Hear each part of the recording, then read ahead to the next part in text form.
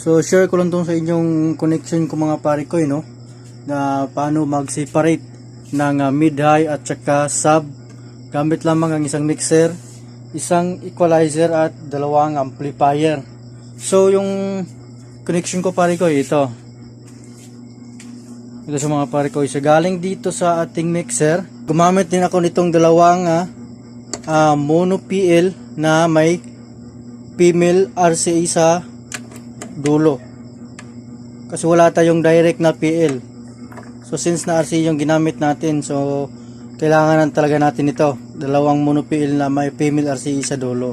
So ganyan siya mga pare ko, yo. Yan. So ito male, ito female, so sasalpak mo lang dyan. Ayan. So ito namang left channel natin. So mga pare ko, so paano ko i-separate yung mid at sub ko?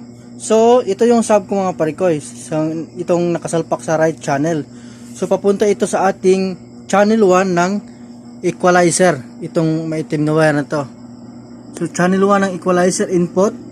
So nag-out siya dito, ito yung output niya. So gumamit ako nitong isang mono PL to stereo.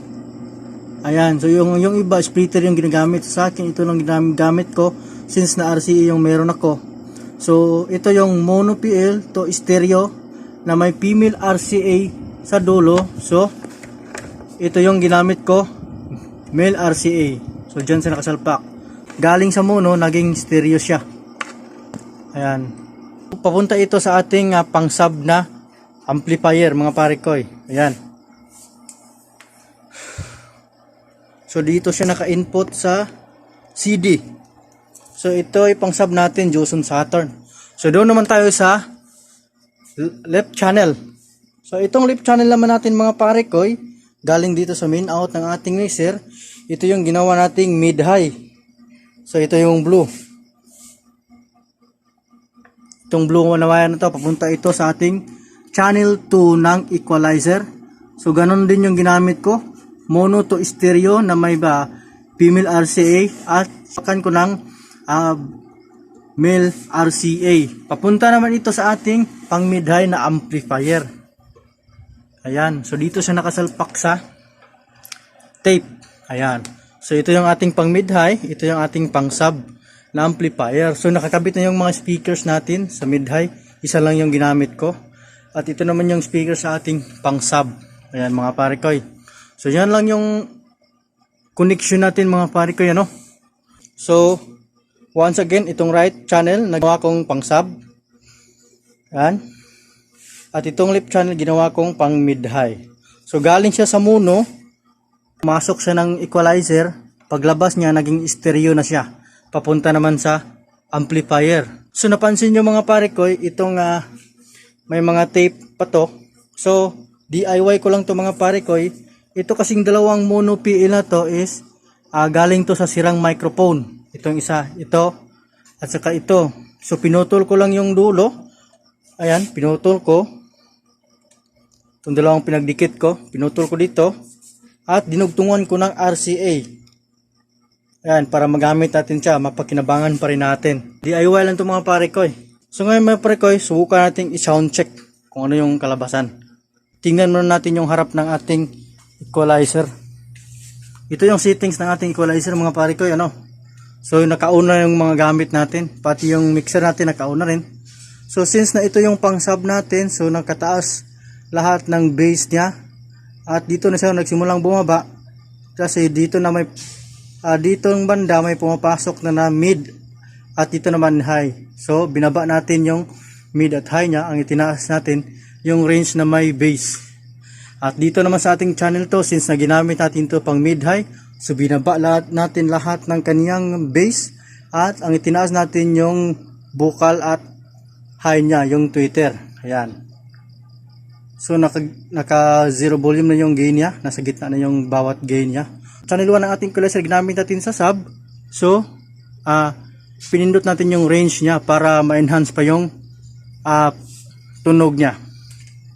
At dito naman sa ating channel to, since ginamit natin sa mid-high, so pinindot natin yung low cut niya para walang papasok na bass.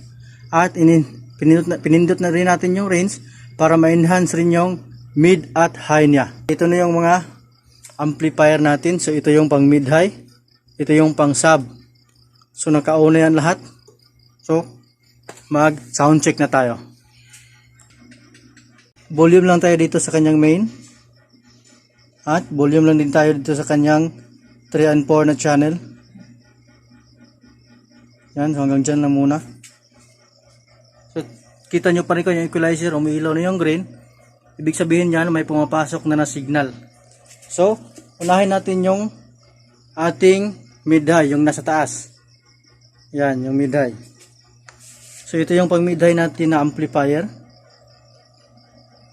Hindi lang natin masyadong nakasan kasi gabi na dito.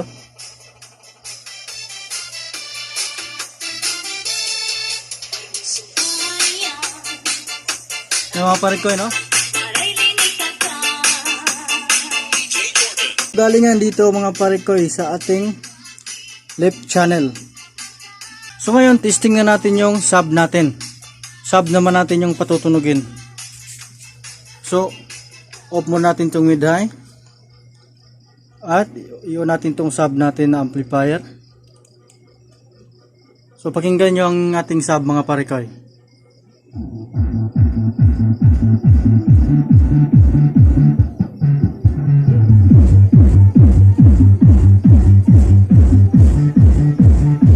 Yan, yung dalawang yan, sub.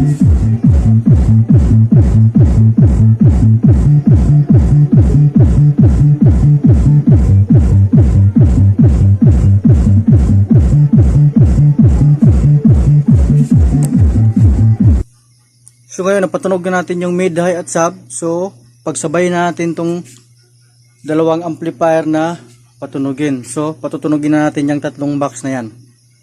Tingnan nyo mabuti mga pare ko yung resulta.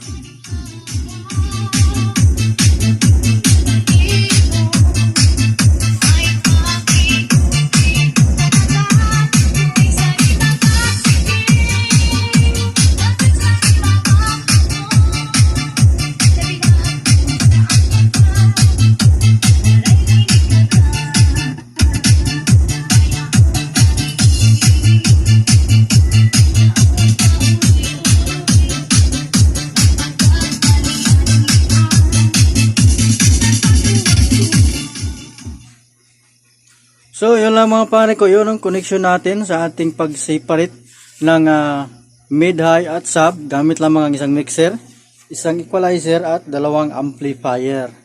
So, maraming salamat pare ko, sana ay nakatulong itong video sa inyo. At huwag nagkalimutan mga pare ko, mag-like and subscribe. Maraming salamat pare ko at hanggang sa susunod.